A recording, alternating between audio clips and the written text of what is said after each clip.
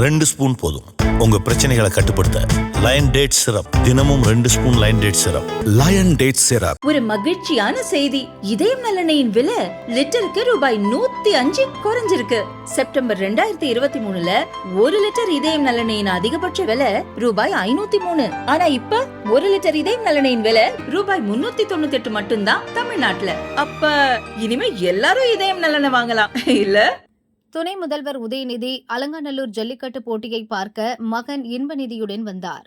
உதயநிதி அருகே மதுரை கலெக்டர் சங்கீதா உட்கார்ந்திருந்த நிலையில் இன்பநிதியின் நண்பர்களுக்கு இடம் தருவதற்காக கலெக்டரை எழுந்திருக்க செய்ததாக கூறப்பட்டது.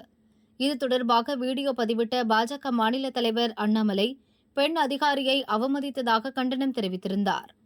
இது தொடர்பான கேள்விக்கு மதுரை கலெக்டர் சங்கீதா பதிலளித்தார். ஒரு இதுவும் இல்லைங்க, இது தவறுதலான ஒரு செய்தி பரவிட்டு இருக்குது.